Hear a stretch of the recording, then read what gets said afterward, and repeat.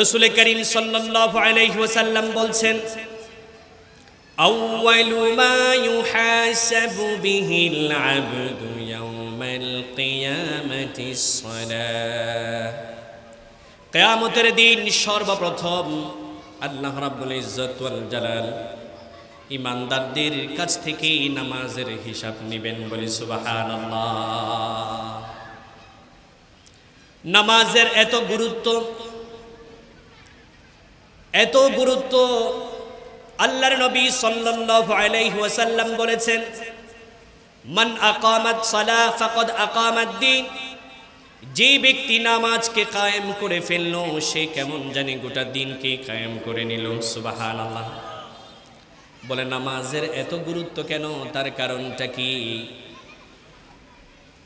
ব্যাখ্যায় এসেছে, বলে নামাজের এই জন্যই গুরুত্ব, ইসলামের বিধানে অন্যান্য ইবাদত বা অন্যান্য বিধানগুলো আল্লাহ রাব্বুল ইজ্জত ওয়াল জালাল নবী মুহাম্মদুর রাসূলুল্লাহ সাল্লাল্লাহু আলাইহি ওয়াসাল্লামের কাছে দিলেন, জিব্রাইল মারফত দিলেন। বলে হজের বিধান জিব্রাইল মারফত দিয়েছেন, যাকাতের বিধান জিব্রাইলের মারফতে দিয়েছেন, এভাবে রোজার বিধান জিব্রাইলের মাধ্যমে দিয়েছেন। বলে নামাজ এমন একটি বিধান, এই বিধানটা আল্লাহ রাব্বুল ইজ্জত ওয়াল জালাল জিব্রাইলের মাধ্যমে দেন নাই, বরং এই বিধানটা স্বয়ং আল্লাহ রাব্বুল ইজ্জত ওয়াল জালাল তার নবীকে আরশে আজিমে ডেকে নিয়ে উপহার দিয়েছে। নামাজ একমাত্র ইবাদত, যে ইবাদতকে আল্লাহ রাব্বুল ইজ্জত ওয়াল জালাল সরাসরি নবীকে হাদিয়া দিয়েছেন। সুবহানাল্লাহ। এটা হজ, যাকাত, রোজার মতো ইবাদত নয়। বলে এটা সালাতের গুরুত্ব বেশি হওয়ার কারণ হলো, নামাজ এত গুরুত্বপূর্ণ কেন? বলে হজ বছরে বরং জীবনে একবার ফরজ হয়, তাও সবার উপরে না, যার কাছে টাকা পয়সা আছে তার উপরে হজ ফরজ। কথা কোন ঠিক না? গরিব মানুষের উপরে হজ ফরজ নয়, কেবলমাত্র হজ ফরজ যারা বড় লোক, এই বড় লোকদের উপরে হজ ফরজ, তাও জীবনে একবার হজ ফরজ। যাকাত সমস্ত মুসলমানদের উপরে ফরজ নয়, বরং যাকাত ফরজ হলো যেই সমস্ত মুসলমান ইমানদারের কাছে টাকা আছে, পয়সা আছে, নেশাব পরিমাণ সম্পদ আছে, যাদের উপরে যাকাত ফরজ হয়েছে, সম্পদশালী নেশাব পরিমাণ সম্পদ যার কাছে আছে তার উপরে যাকাত ফরজ। সমস্ত মুসলমানের উপরে যাকাত ফরজ নয়। রোজা সমস্ত মুসলমানের উপরে ফরজ নয়, কখনো কখনো ফরজিয়ত উঠে যায়। বলে সেটা কিভাবে? মাহে রমজানে আপনি যদি অসুস্থ হয়ে পড়েন, সেই ক্ষেত্রে আপনার উপর রোজা রাখা ফরজ না। ডাক্তার বলল আপনাকে 3 বেলা ওষুধ খেতে হবে, তখন ইসলাম বলে আপনার রোজা রাখা লাগবে না, আপনি আগে সুস্থ হয়ে নিন, তারপরে রোজা রাখবেন। ঠিক কিনা? কিন্তু নামাজ এমন একটি ইবাদত, ও মুসলমান, ও ইমানদার, ভালো করে শুনতে হবে। নামাজ এমন একটি ইবাদত, আপনি যদি গরিব হন, আপনার উপরে নামাজ যেমন ফরজ, বড় লোকের উপরে নামাজ তেমন ফরজ। ঠিক কিনা? আপনি যদি পুরুষ হন, পুরুষের উপরে নামাজ যেমন ফরজ, মহিলার উপরও নামাজ তেমন ফরজ। আপনি যদি সম্পদশালী হন, আপনার উপরে নামাজ ফরজ, গরিবের উপরে নামাজ ফরজ। এমপি মন্ত্রী হন, ক্ষমতাসীন হন, আপনার উপরে নামাজ যেমন ফরজ, প্রজা যারা আছে তাদের উপরে নামাজ ঠিক সমানভাবে ফরজ। নারী হলে যেভাবে আপনার উপরে নামাজ ফরজ, পুরুষ হলেও সেভাবে নামাজ ফরজ। এক কথায়, আপনার যদি সুস্থ মস্তিষ্ক থাকে, আপনার যদি সামান্য হিতাহিত জ্ঞান যদিও থাকে, সব কিছু আপনি বুঝতে পারছেন, হুশ জ্ঞান যদি থাকে, ইসলাম বলছে আপনার উপরে নামাজ ফরজ। আল্লাহু আকবার! আপনার উপরে নামাজ ফরজ। আমার নবী তো আরো আগ বাড়ায় বলছেন, বলে ও উম্মত, শুনে রাখো, শুনে রাখো, যদি তুমি দাঁড়ায় নামাজ আদায় না করতে পারো, বসে বসে নামাজ আদায় করো। বসে বসে যদি সালাত আদায় না করতে পারো তাহলে তুমি শুয়ে শুয়ে সালাত আদায় করো। বলে শুয়ে শুয়ে সালাত আদায় না করতে পারো, যদি শুয়ে শুয়ে সালাত আদায় করতে পারো না, আমার নবী বলছেন তাহলে তুমি ইশারার মাধ্যমে নামাজ আদায় করবে, তারপরেও তোমার থেকে নামাজ মাফ করা হয় নাই। ফরজ পড়তেই হবে, ছাড় নাই। হজ, যাকাত, রোজার ক্ষেত্রে যেভাবে অপশন আছে, নামাজের ক্ষেত্রে কোনো অপশন নাই, পড়তেই হবে। বলে হুজুর ওযু করার জন্য তো পানি নাই, এখন কি করব? আল্লাহ রাব্বুল ইজ্জত ওয়াল জালাল বলছেন ফাইন লাম তাজিদু মাআন ফাতায়াম্মামু সাঈদান তাইয়্যিবা, যদি পানি না পাওয়া যায় তাহলে পবিত্র মাটি দিয়ে তায়াম্মুম করে তোমাকে নামাজ আদায় করতে হবে, তারপরেও তোমাকে নামাজ আদায় করতে হবে, কোনো ছাড় নাই। বলে হুজুর আমার তো কোনো কাপড়ই নেই, 17 টাকা তো ফরজ কাপড় পরেই তো নামাজ আদায় করব, কোনো কাপড়ই নেই। ইসলাম বলছে কাপড় লাগবে না। তোমার যদি কোনো কাপড়ের ব্যবস্থা না থাকে, ইসলাম বলছে উলঙ্গ হয়েও তোমাকে নামাজ আদায় করতে হবে, তারপরও ছাড় নাই। উলঙ্গ হয়েও তোমাকে নামাজ আদায় করতে হবে, কাপড় নাই তো কি হয়েছে? কাপড় নাই এই বাহানায় নামাজ ছাড়া যাবে? কথা বলেন ঠিক কিনা? বলে হুজুর এমন একটা স্থানে গিয়েছি যে স্থানে কাবা কোন দিকে, পশ্চিম কোন দিকে, যেদিকে ফিরে আমি নামাজ আদায় করব সেটাও আমার জানা নাই। কোন দিকে ফিরে আমি নামাজ আদায় করব? ইসলাম বলে তোমার মন যেদিকে বলে সেদিকে ফিরে তুমি নামাজ আদায় করে নাও। তাহাররিয়ে কিবলা, যেদিকে মনে চাই তুমি সেদিকেই তুমি নামাজ আদায় করে নাও। ইসলাম বলছে আল্লাহ রাব্বুল ইজ্জত ওয়াল জালাল তোমার সেই নামাজকে কবুল করে নেবে। নামাজ মাত্রা পড়তেই হবে, যেভাবেই হোক আপনাকে পড়তেই হবে, আপনার যদি হুঁশ জ্ঞান যদি ঠিক থাকে। এখন আশ্চর্য লাগে আমাদের মুসলমান তো এমন, সামান্য অসুস্থতা ফিল করলে আমরা কি করি, নামাজে আর যাই না। গায়ে জ্বর আসলে নামাজে আর যায় না।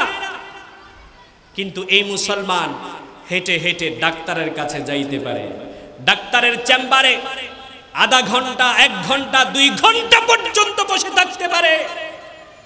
এই মুসলমান সেখানে বসে থাকতে পারে, বসে থাকার ধৈর্য তখন হয়ে যায় ইমানদারে। তার মসজিদের সামনে দিয়ে সে ডাক্তারের কাছে যাচ্ছে, সেই মসজিদে নামাজ চলছে, মসজিদে গিয়ে 5টা মিনিট সময় এই ইমানদার ব্যয় করে না। এটা কেমন ইমানদার? আল্লাহ তো নামাজ ফরজ করেছে, নামাজ পড়ে যা, নামাজ পড়তেই হবে। এই ব্যাপারে কোনো ছাড় আছে? আরো আসতে বলেন, ছাড় আছে? ছাড় নাই। এই জন্য রাসূল করিম সাল্লাল্লাহু আলাইহি ওয়াসাল্লাম বলছেন লা দীনা লিমান লা সালাতা লাহু, যার কোনো নামাজ নাই, যে নামাজ আদায় করে না, তার কোনো দিনদারিত্বই ঠিক নাই। ঠিক কিনা? তার কোনো দিন ধর্মই কি নাই, ঠিক নাই। আল্লাহর নবী তো আরো বলেছেন যেই সমস্ত আমার উম্মত নামাজ আদায় করে না, ওয়া কানা ইয়াউমাল কিয়ামাতি মা কারুন ওয়া ফিরআউন ওয়া হামান ওয়া উবাই বিন খালফ। আল্লাহর নবী বলেন, ও ইমানদারেরা শোনো, তোমরা যদি নামাজ আদায় না করো তাহলে কিয়ামতের মাঠে তোমাদের হাসর নসর হবে 4 জনের সাথে। কয়জনের সাথে? 4 জনের সাথে তোমাদের হাসর নসর হবে। 1 নাম্বার হলো ফেরাউনের সাথে তোমাদের হাসর নসর হবে, কারুনের সাথে তোমাদের হাসর নসর হবে, হামানের সাথে তোমাদের হাসর নসর হবে, উবাই ইবনে খালফের সাথে তোমাদের হাসর নসর হবে। ও আমার বন্ধুরা, আপনারা বলুন তো দেখি, এই 4 জনের সাথে যদি কারো হাসর নসর হয়ে যায়, তার জাহান্নাম ছাড়া কোনো গতি আছে নাকি? মুহাদ্দিসিনে কেরামগণ বলছেন আল্লাহর নবী সাল্লাল্লাহু আলাইহি ওয়াসাল্লাম এই চারজনের নাম কেন নিলেন? হামানের নাম কেন নিলেন? উবাই ইবনে খালফের নাম কেন নিলেন? কারুনের নাম কেন নিলেন? ফিরআউনের নাম কেন নিলেন? এই চারজনের নাম ধরে ধরে কেন বললেন তাদের সাথে বেনামাজিদের হাসর নসর হবে? এই চারজনের নাম কেন নিলেন তার কারণ বর্ণনা করেছেন মুহাদ্দিসিনে কেরামগণ। বলে প্রথম বর্ণনা করেছেন কারুনের সাথে তাদের হাসর নসর হবে। তার কারণ হলো কারুন ছিল সম্পদশালী। বলেন কারুন কি ছিল? সম্পদশালী ছিল। বলে কারুন কেমন সম্পদশালী ছিল? এত সম্পদের মালিক কারুন ছিল যে কারুনের কাছে বিশাল বড় বড় গোডাউন আছে। প্রত্যেকটা গোডাউনে একটি করে তালা আছে, প্রত্যেকটা তালার সাথে একটি করে চাবি আছে। এই চাবিগুলো এত হাজার হাজার গোডাউন কারুনের সম্পত্তি আছে।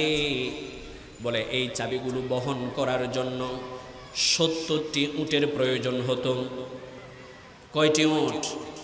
70টি উটের প্রয়োজন হতো এই চাবিগুলো বহন করার জন্য। তাহলে কেমন সম্পদশালী ছিল কারুন? তদানীন্তন সময়ে কারুনের মতো বড় সম্পদশালী আর কেউ ছিল না। বলে এ কারুনের নাম আল্লাহর নবী কেন বলেছেন? সে তো জাহান্নামী। নামাজিদের সাথে কারুনের সাথে কি কানেকশন, কি যোগাযোগ? মুহাদ্দিসিনে কেরামগণ বলেন যোগাযোগ হলো দুনিয়ার ওই সমস্ত বড় লোকদেরকে উদ্দেশ্য করে বলা হচ্ছে, ও দুনিয়ার সম্পদশালীরা শুনে রাখো, শুনে রাখো, তোমাদের সম্পদের ভিতরে, তোমাদের সম্পদের নাজুল নিয়ামতের ভিতরে আনন্দ ফুর্তি করতে গিয়ে যদি নামাজ তরক করে ফেলো, আনন্দ ফুর্তির ভিতরে, টাকা পয়সার ভিতরে আরাম পাইতে পাইতে যদি তুমি নামাজ তরক করে ফেলো, লাখ টাকার খাট, লাখ টাকার বিছানা, এসি লাগিয়েছো, ও বড় লোক শুনে রাখো, তোমার এই আরামের ঘুমের কারণে যদি নামাজ তুমি তরক করো, তাহলে মনে রাখবে ও বড় লোকেরা, তোমাদের কিয়ামত হবে, হাসর নসর হবে কারুনের সাথে। যেহেতু কারুন ধনী ছিল, এজন্য দুনিয়ার যে সমস্ত ধনীরা তার ধনাঢ্যতার কারণে টাকা পয়সার পিছনে ছুটতে গিয়ে নামাজ তরক করেছে, মুহাদ্দিসিনে কেরামগণ বলছেন তাদের হাসর নসর কারুনের সাথে হবে। এই জন্য কারুনের নাম নেওয়া হয়েছে। আল্লাহু আকবার। বলে ফেরআউনের নাম কেন নেওয়া হয়েছে? ফেরআউনের নাম এই জন্যই নেওয়া হয়েছে, ফেরআউন ছিল একজন শাসক। কি ছিল? শাসক ছিল, প্রেসিডেন্ট ছিল, রাষ্ট্রপ্রধান ছিল, প্রধানমন্ত্রী ছিল ফেরাউন। বলে ফেরাউনের নাম কেন নেওয়া হয়েছে? মুহাদ্দিসিনে কেরামগণ বলছেন, ও দুনিয়ার রাজনীতিবিদেরা শোনো, তোমরা যারা নিজেদেরকে নেতা দাবি করো, তোমরা যারা নিজেদেরকে রাজনৈতিক কর্মী বলে দাবি করো, রাজনৈতিক মিছিল মিটিংয়ে গিয়ে যদি নামাজ তরক করে ফেলো, নেতার পিছনে ঘুরতে গিয়ে যদি নামাজ তরক করে ফেলো, ও দুনিয়ার রাজনীতিবিদেরা শোনো, ও দুনিয়ার রাজনীতিবিদ যারা নেতা আছো তারা শোনো, যারা কর্মী আছো তারাও শোনো, নামাজ যদি তরক করো, কিয়ামতের মাঠে তোমাদের হাসর নসর হবে সেই প্রধানমন্ত্রী ফেরাউনের সাথে। এই জন্য রাজনীতি করতে গেলে, মিছিল মিটিংয়ে যেতে গেলে, নেতা নেত্রীর পিছনে ঘুরতে গেলে আপনাকে সচেতন হতে হবে, আপনাকে মনে করতে হবে আমি একজন আগে মুসলমান। নেতার পিছনে যাব, আগে আমার মহান রব, কবরের পর থেকে যে রব আমাকে বাঁচাবেন, যে রব আমার কাজে আসবে, সেই রবকে আগে সন্তুষ্ট করতে হবে।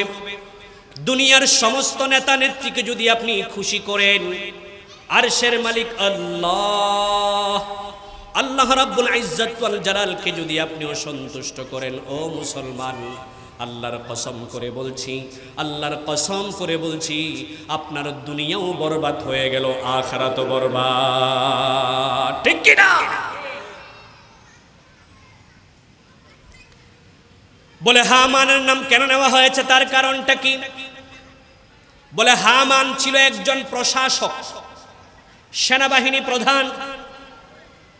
মুহাদ্দিসিনে কেরামগণ বলছেন, ও দুনিয়ার প্রশাসনের দায়িত্বে নিয়োজিত মানুষ, কেউ তোমরা পুলিশে চাকরি করো, কেউ তোমরা আর্মিতে চাকরি করো, কেউ তোমরা বিজিবিতে চাকরি করো, কেউ তোমরা আনসারে চাকরি করো, কেউ তোমরা নৌবাহিনীতে চাকরি করো, কেউ তোমরা বিমান বাহিনীতে চাকরি করো, এনএসআই ডিজিএফআই থেকে শুরু করে ডিবি, গোয়েন্দা পুলিশ, যত প্রকারের সেক্টর আছে, আইন শৃঙ্খলা রক্ষাকারী বাহিনীর যে সমস্ত পদগুলো আছে, ও ইমানদার মুসলমানেরা শোনো, তোমরা যদি এই সমস্ত পদগুলোতে যদি তোমরা নিয়োগ পাও, খবরদার খবরদার, নামাজের সময় হয়েছে, তোমরা নামাজ আদায় করে ফেলবা। দায়িত্বকালীন যদি তুমি কোনো নামাজ ত্যাগ করো, তুমি যদি নামাজ বাদ দাও, মুহাদ্দিসিনে কেরামগণ বলছেন, ও প্রশাসক, ও আইন শৃঙ্খলা রক্ষাকারী বাহিনী, তুমি ভালো করে শোনো, কিয়ামতের মাঠে তোমার হাসর নসর হবে সেই সেনাবাহিনী প্রধান হামানের সাথে। 4 নাম্বার নাম নিলেন আমার নবী উবাই ইবনে খালফ। বলে উবাই ইবনে খালফের নাম কেন নেওয়া হয়েছে, তার কারণ বর্ণনা করতে গিয়ে মুহাদ্দিসিনে কেরামগণ বলছেন, উবাই ইবনে খালফ ছিল একজন ব্যবসায়ী।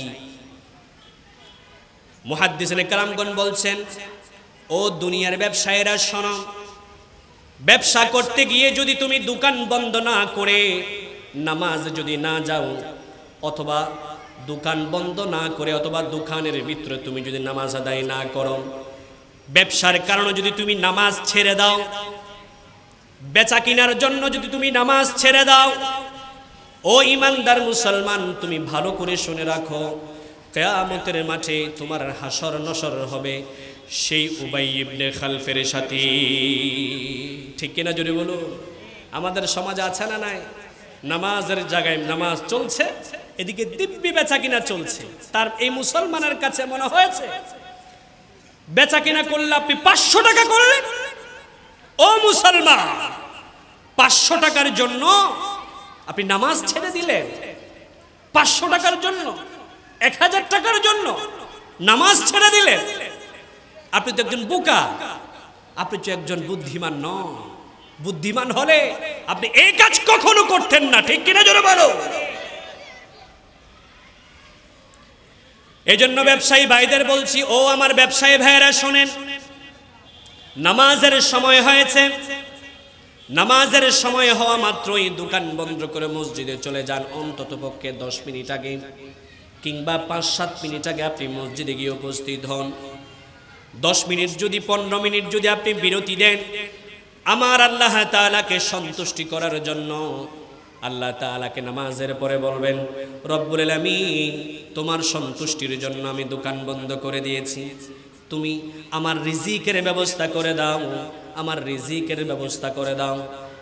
রিজিকের মালিক রাজ্জাক আল্লাহ। এই রাজ্জাকের কাছে যখন নামাজের পরে আপনি ফরিয়াদ করবেন, ও মুসলমান শুনে রাখো, শুনে রাখো, আল্লাহ রাব্বুল ইজ্জত ওয়াল জালাল দুনিয়াতে আপনাকে কখনো রিজিকে কষ্ট দিবেন না। সুবহানাল্লাহ। কথা কি বুঝাইতে পারতেছি আপনাদেরকে? তার নামাজের গুরুত্ব কতখানি। রাসূল করিম সাল্লাল্লাহু আলাইহি ওয়াসাল্লাম বলছেন, এই নামাজ যে ব্যক্তি পড়লো না, এই ব্যক্তির কোনো দিনদারিয়তে কি নাই, ঠিক নাই। কথা বলেন ঠিক কি না? নামাজ আমাদেরকে পড়তেই হবে, নামাজ না পড়ে উপায় নাই, উপায় নাই।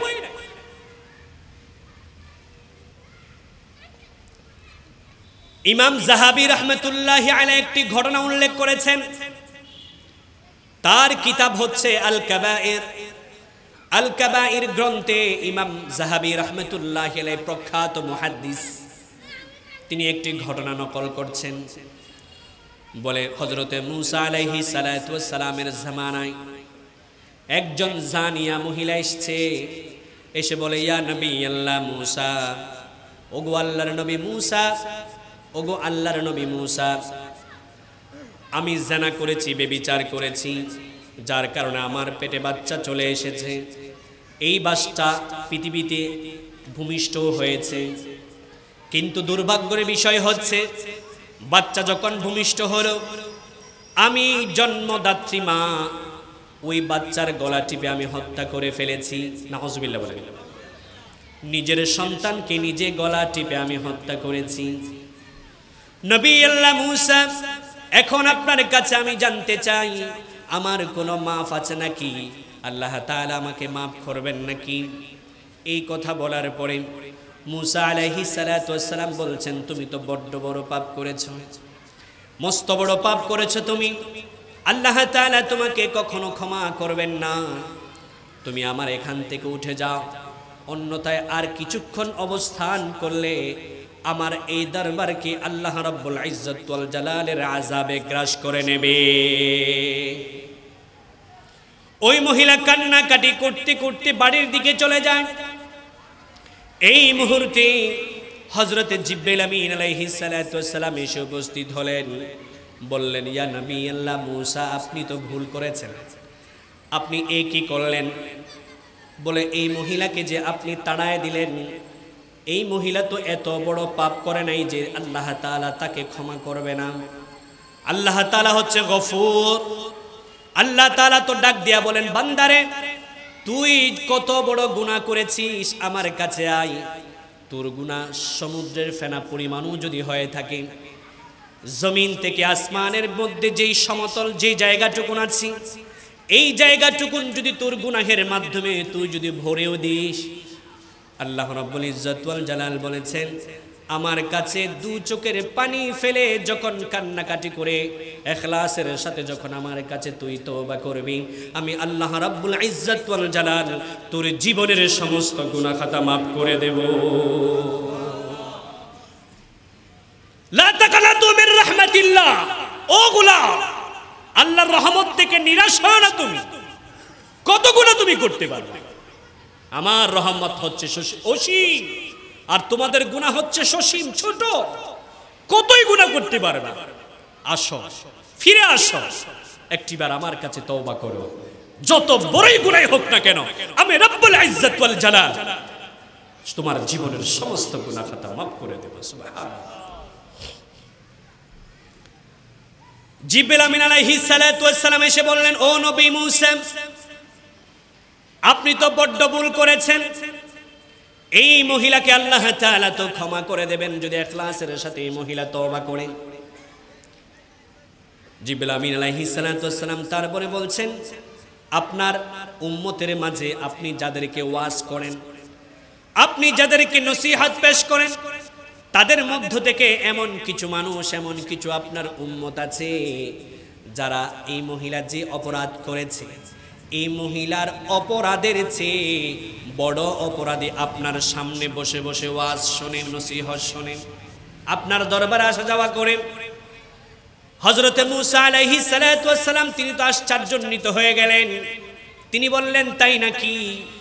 আমার মজলিসে আছে, আসা যাওয়া করে যারা এই মহিলার চেয়ে বড় পাপী, এরকম মানুষ বুঝে আমার মজলিসে আসা যাওয়া করে? বলে, হ্যাঁ। হযরতে মূসা আলাইহিস সালাম জিজ্ঞাসা করলেন, তারা কারা? উত্তরে বললেন, তারা হচ্ছে আপনার উম্মতের ওই সমস্ত মানুষ যারা নামাজ পড়ে না। নাউজুবিল্লাহ বলবেন না? নামাজ তরক করা এত বড় অপরাধ। ওই মহিলা কি অপরাধ করেছে?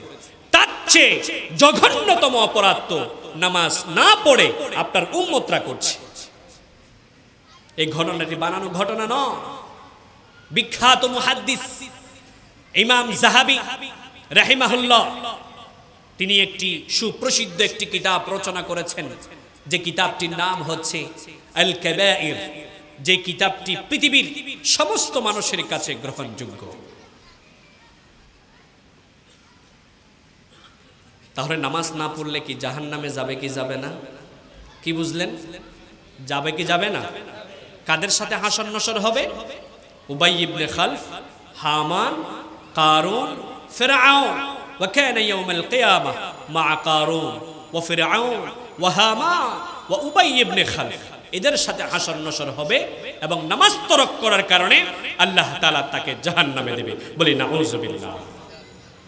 আর কিছু মানুষ এমন আছে যারা নামাজ পড়েও জাহান্নামে যাবে। বলে হুজুর নামাজ পড়েও জাহান্নামে যাবে? হ্যাঁ, নামাজ পড়েও জাহান্নামে যাবে। বলে তারা কারা? তারা কারা সেটা আমরা কোরআন থেকে শুনবো। আল্লাহ বলছেন যে এই সমস্ত মুসল্লিদেরকে আমি জাহান্নামে দেব, এই সমস্ত এই মার্কা এই টাইপের মুসল্লিদেরকে আমি জাহান্নামে দেব। কে বলছেন? আল্লাহ। কোথায় বলছেন? কোরআনে। কোথায় বলছেন? কোরআন। আমরা সকলেই জানি আয়াতটা, আমরা সকলেই জানি, হয়তো অর্থ খেয়াল করি। তারা কারা? তারা আল্লাহ রাব্বুল আলামিন বলছেন ফাওয়াইলুল লিল মুসাল্লিনা আল্লাযীনা হুম আন সালাতিহিম সাহুন। তারা কারা? তারা হলো ফাওয়াইলুল লিল মুসাল্লিন, ওই সমস্ত মুসল্লিদের জন্য ওয়াইল দুজখ। কাদের জন্য? মুসল্লিদের জন্য। ফাওয়াইলুল লিল মুসাল্লিন, মুসল্লিরা জাহান্নামে যাবে। বলে সমস্ত মুসল্লি নয়, তবে কোন সমস্ত মুসল্লি জাহান্নামে যাবে? আল্লাহ রাব্বুল ইজ্জত ওয়াল জালাল বলছেন আল্লাযীনা হুম আন সালাতিহিম সাহুন। যেই সমস্ত মুসল্লি নামাজে অবহেলা করে, যেই সমস্ত মুসল্লি জোহরের নামাজ আসরে গিয়া পড়ে, আসরের নামাজ মাগরিবে গিয়া পড়ে, মাগরিবের নামাজ ইশারের নামাজের সাথে পড়ে, ইশারের নামাজ ফজরের নামাজের সাথে পড়ে, ফজরের নামাজ জোহরের নামাজের সাথে পড়ে। এক কথায় যারা এক ওয়াক্তের নামাজ অন্য ওয়াক্তে গিয়ে পড়ে, কোনো উজর ছাড়া, কোনো কারণ ছাড়া, আল্লাহর নবী আল্লাহ তাআলা বলছেন এই সমস্ত মুসল্লি নামাজ পড়েও তারা জাহান্নামে যাবে। এই সমস্ত মুসল্লি কোথায় যাবে? এটা আল্লাহর কথা নাকি নবীর কথা? আল্লাহর কথা। আল্লাযীনা হুম আন সালাতিহিম সাহুন, নামাজ পড়ে তারা জাহান্নামে যাবে। আমাদের সমাজে এমন মুসলমান নাই? আছে? জোহরের নামাজ আসরে পড়ে, আসরের নামাজ অন্য ওয়াক্তে পড়ে, ফজরের নামাজ জোহরের সাথে মিলাইয়ে পড়ে, এমন মুসলমান আছে? জাহান্নামে যাওয়ার জন্য রেডি থাকেন, ছাড় নাই। অন্য ইবাদতের ব্যাপারে আপনি ছাড় পাবেন, নামাজের ব্যাপারে কোনো কম্প্রোমাইজ না, আদায় করতেই হবে। আপনি 7টার দিকে অফিসে যাবেন, ঠিক আগে অ্যালার্ম দিয়ে রাখেন, 7টার আগে আপনি অ্যালার্ম দিয়ে রাখেন। 10টায় আপনার অফিস, তাই আপনি 9টায় অ্যালার্ম দিয়ে রাখেন। ঘুম থেকে উঠতে হবে, আমাকে ফ্রেশ হতে হবে, সব কিছু আপনাকে টাইমিং ভাবে করতে হবে।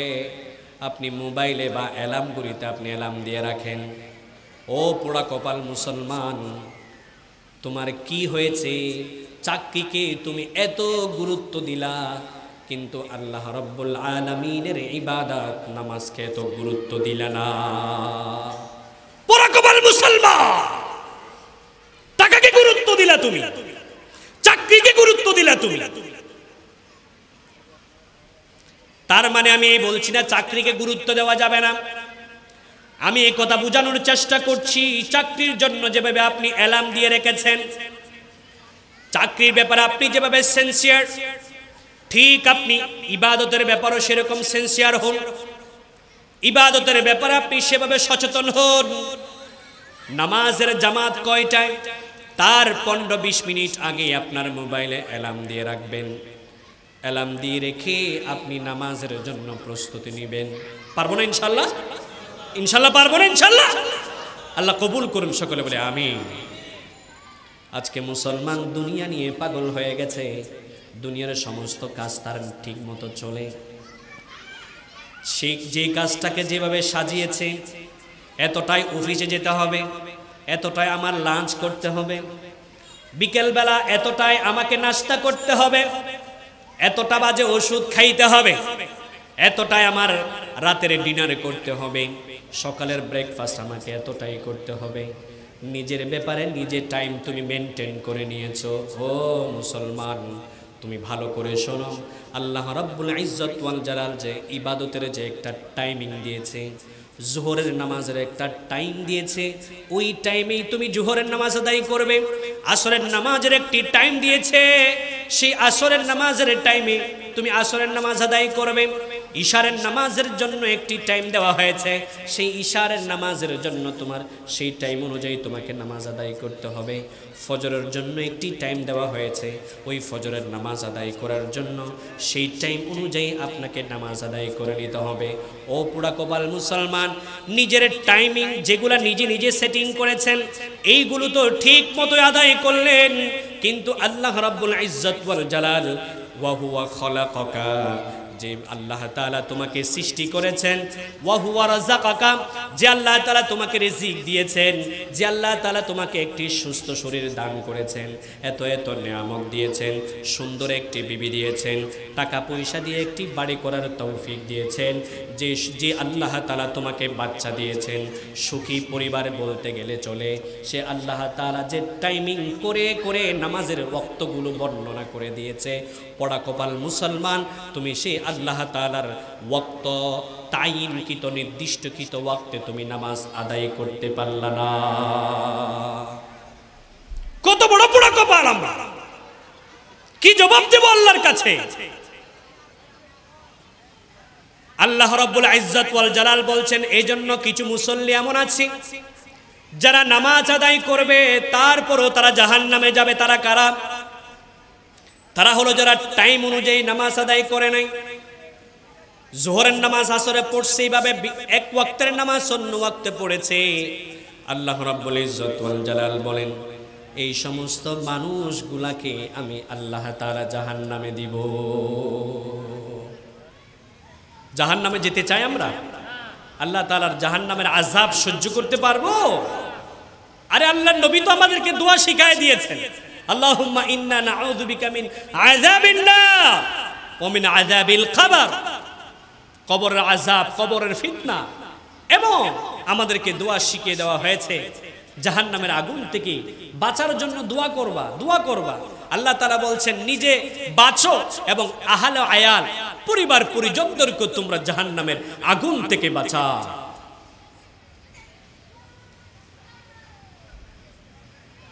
আর কারা জাহান্নামে যাবে?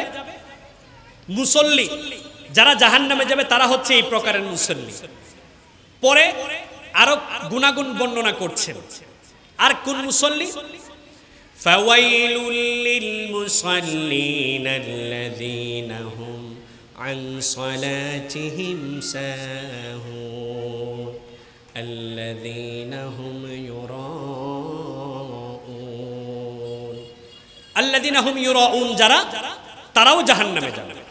বলে তারা কারা? তারা হচ্ছে ওই সমস্ত নামাজি যারা মানুষকে দেখানোর জন্য নামাজ আদায় করে। যারা মানুষকে দেখানোর জন্য কি নামাজ আদায় করে? নামাজ আদায় করে টুপি দিয়া মুরব্বিগো সামনে নামাজ পড়ছি তো, ঠিক কি না? কথায় কথায় মানুষকে বলে, যেটাই হবো হোক ইনশাআল্লাহ আমি 5 ওয়াক্ত নামাজ ছাড়ি না। তোমাকে ক্যানভাস করতে বলছে কি? নামাজ আদায় করছো তুমি মানুষকে দেখানোর জন্য, মানুষকে বলার জন্য? আর এটা তো তোমার উপর ফরজ, তোমাকে তো এটা পড়তেই হবে। তুমি খালি খালি মানুষকে বলে বেড়াচ্ছ নামাজ না পড়লে আমার ভালো লাগে না, কেমন কেমন লাগে। কেন এটা কেন বলবা? নামাজের সময় হয়েছে, কাউকে না জানায় মানুষকে ডাকবা, চলো ভাই নামাজে চলো। আল্লাহকে সন্তুষ্ট করে নামাজ আদায় না করে মানুষকে দেখানোর জন্য, মানুষ এলাকাবাসী আমাকে ভালো বলার জন্য, সামনে ইলেকশন, এলাকাবাসী আমাকে ভোট দেওয়ার জন্য নামাজে ধরুন, নামাজ ধরুন, না হলে আমাকে ভোট দেবে না। নির্বাচনের আগে গ্রামেগঞ্জের কথা বলছি, একটু গ্রামেগঞ্জে হয় এগুলা, গ্রামেগঞ্জে এগুলা হয়, আমরা দেখেছি। নির্বাচনের আগে মাশাআল্লাহ টুপি মাথার থেকে পড়ে না, নির্বাচন গেলে গা কই টুপি আর কই কি। নামাজ। আহা মুসলমান,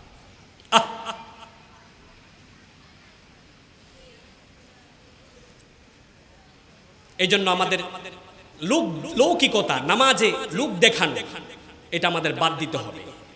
আমাদেরকে দেখাতে হবে কাকে? আরো আসতে বলেন কাকে? আল্লাহকে দেখানোর উদ্দেশ্যই, আল্লাহকে সন্তুষ্টি করার উদ্দেশ্যে আমাদের সকলকে নামাজ আদায় করতে হবে। মানুষকে সন্তুষ্ট করার লক্ষ্যে নয়, বিবিকে সন্তুষ্টি করার লক্ষ্যে নয়, স্বামীকে সন্তুষ্টি করার লক্ষ্যে নয়, শাশুড়িকে সন্তুষ্টি করার লক্ষ্যে নয়, শ্বশুর ভাসুর এদেরকে সন্তুষ্টি করার লক্ষ্যে নয়। আপনার আমার সালাত হবে একমাত্র আল্লাহ তাআলার সন্তুষ্টির জন্য। কথা বলেন ঠিক কি না? আর কারা জাহান্নামে যাবে? আল্লাযীনা হুম ইউরাউন ওয়া ইয়ামনাউনাল মাউন। মাউন যারা, তারাও জাহান্নামে যাবে। বলে মাউন কারা? মাউন মানে হলো ছোট ছোট বিষয় থেকে যারা মানুষকে বিরত রাখে, ছোট ছোট বিষয় থেকে মানুষকে বাধা দেয়, তারাই হচ্ছে মাউন। বলে হুজুর বুঝলাম না, ছোট ছোট বিষয় থেকে মানুষকে বিরত রাখে যারা, তারাই মাউন। এটার আরেকটু খুলে বলেন, এটা উদাহরণ দিলে বুঝবেন। যেমন এলাকায় কোন মানুষ, এক মহিলা আরেক মহিলার কাছে গিয়েছে, গিয়া বলে যে ভাবি আমাকে অল্প কতটুক লবণ দেন না, আমাকে অল্প কতটুক লবণ দেন। আপনার ভাই বাজার থেকে লবণ আনে নাই, বলছিলাম আনে নাই, আসবে তো রাত্রে, এখন দুপুরে খাবার রান্না করতে হইব, আমাকে কিছু লবণ দেন। এখন পিছন থেকে একজন বলে ভাবি দিয়েন না, এরা লোক বালা না। আসানা নাই, আসানা নাই, দিয়েন না, এরা এমনিই চলে। কদ্দুরা লবণ দেন, কদ্দুরা একটা পেঁয়াজ দেন। অথবা বলা হলো যে কিছু লবণ দেন, একটা ডিম ভাজি করে খাবো। পিছন দিকে একজন বলে কি দিয়েন না, মানুষ বালা না, এমনিই চলে। আসানা নাই। এদেরকে বলা হয় মাউন। এদেরকে বলা হয় কি? মাউন। যারা বাধা দিচ্ছে পিছন দিক থেকে, যে ইশারার মাধ্যমে, চোখের ভঙ্গিমার মাধ্যমে, বা ইশারার মাধ্যমে, বা বলার মাধ্যমে, বা হাতের খোঁচা দেওয়ার মাধ্যমে বলছে দিও না, এরকম করে যে বাধা দিল, এদের নাম হচ্ছে মাউন। ছোট ছোট জিনিস থেকে বাধা দিয়েছে। একটা পেঁয়াজ, সামান্য কতটুক লবণ, সামান্য কতটুক তেল, সামান্য কতটুক মশলা, হলুদের গুঁড়া, এই সামান্য বিষয় থেকে, পিছন দিক থেকে, গড়ের কর্তৃকে যখন বাধা দিল, আবার আল্লাহ তাআলা বলছেন, ও বাধা প্রদানকারিণী মহিলা, শুনে রাখ, তুই যদি 5 ওয়াক্ত নামাজ আদায় করিস, আমার আল্লাহ তাআলা বলছেন তোরে আমি জাহান্নামে দিয়ে ছাড়বো। নাউযুবিল্লাহ। আমি কি কথা বুঝাইতে পারছি আপনাদেরকে? মাউন কারা বুঝাইতে পারছি? এই জন্য নামাজ পড়ে মানুষকে দেখানো যাবে না, দেখানোর উদ্দেশ্যে নামাজ পড়া যাবে না। এবং এক ওয়াক্তের নামাজ অন্য ওয়াক্তে পড়া যাবে না, অন্যথায় আল্লাহ রাব্বুল আলামিন বলছেন তারে আমি জাহান্নামে দিব। অন্যথায় আল্লাহ তাআলা বলছেন আমি তারে জাহান্নামে দিব। বলি নাউযুবিল্লাহ। প্রিয় ভাইরা, নামাজ কি ছাড়বো নাকি নামাজ ধরবো? আরো আসতে বলেন, নামাজ কি ছাড়বো নাকি নামাজ ধরবো? নামাজ ধরতে হবে। ছোট্ট একটি ঘটনা বলছি। ইমাম যাহাবী রাহমাতুল্লাহি আলাইহি আল কাবায়ের গ্রন্থে একটি ঘটনা নকল করেছেন, তাও বনি ইসরাইল। মুসা আলাইহিস সালাতু ওয়াস সালামের জামানায় একজন বুজুর্গ ব্যক্তি, তার একজন ছোট্ট বোন ছিলেন। ওই আল্লাহর ওলি বুজুর্গের একজন ছোট্ট বোন ছিলেন, যেই বোনটি মুত্তাকিয়া পরহেজগার। এই বোনের ইন্তিকাল যখন হলো, বুজুর্গ দৌড়ায় আসলেন বাড়িতে, বোনের কাফন দাফন করতে হবে। বোনের জানাজা পড়ানো হলো। ওই আল্লাহর ওলি বুজুর্গ জানাজা পড়ালেন। জানাজা পড়িয়ে যখন কবরস্থ করার জন্য কবরে নামলেন, নিজের বোনকে যখন কবরস্থ করতে যাচ্ছেন, কবরে যখন রাখতে যাচ্ছেন, তার পকেট থেকে মূল্যবান একটি টাকার থৈলা, টাকার ব্যাগ পড়ে গিয়েছে সেই কবরের ভিতরে। বুজুর্গর মাথা ঠিক নাই, বোন মারা গেছে। এর ভিতরে ওই বোনকে কবরস্থ করে তিনি চলে এসেছেন, টাকার ব্যাগটা নিতে ভুলে গিয়েছেন। টাকার ব্যাগটা যখন নিতে ভুলে গিয়েছেন, তিনি ঘরের দেওয়ালে হেলান দিয়ে বসে আছেন। হঠাৎ করে মনে পড়েছে, আই হায়, আমার তো ব্যাগ, আমার বোনকে কবরস্থ করার সময় আমি তো রাইখা আসছি। এখন মাসআলা আছে, উলামায়ে কেরাম এখানে আছেন। কবরস্থ করার সময় যদি কোনো মূল্যবান বস্তু যদি কবরের ভিতরে যদি পড়ে যায়, মাসআলা আছে, কবর খনন করে সেই মূল্যবান জিনিসটুকুন বের করতে পারবে। সেই মাসআলা অনুযায়ী বুজুর্গ গেলেন, কবর খনন করা শুরু করলেন। কবর খনন করতে করতে অর্ধেক কবর খনন করা হলো। বুজুর্গ লক্ষ্য করলেন তার বোন, যে বোন 5 ওয়াক্ত নামাজ আদায় করত, যেই বোন খুব মুত্তাকি পরহেজগার ছিলেন, এই বোনের কবর থেকে আযাব হচ্ছে কবরে। বুজুর্গ তাড়াতাড়ি মাটি চাপা দিলেন। মাটি চাপা দিয়ে বুজুর্গ কি করলেন, তাড়াতাড়ি বাড়িতে দৌড় দিলেন। জিজ্ঞেস করলেন, মারে, আমার বোনকে আমি যতটুক জানি সে একজন মুত্তাকি পরহেজগার, কি অপরাধে আমার বোনের কবরে আযাব হচ্ছে আমাকে একটু বলতে হবে। মা অনেক খুঁটিনাটি অনেক খেয়াল করছে, কিন্তু কোনো কারণ তিনি খুঁজে পাচ্ছেন না। কি কারণে আমার মেয়ের কবরে আযাব হয়? আমার মেয়ে তো একজন মুত্তাকি পরহেজগার, আমার মেয়ের কবরে তো আযাব হওয়ার কথা নয়, তারপরও কেন আমার মেয়ের কবরে আযাব হয়? আরো কিছুক্ষণ চিন্তা গবেষণা করার পরে মা বললেন, ও আমার ছেলে, শোনো, তোমার বোনের আমি কেবলমাত্র একটি বিষয় লক্ষ্য করেছি।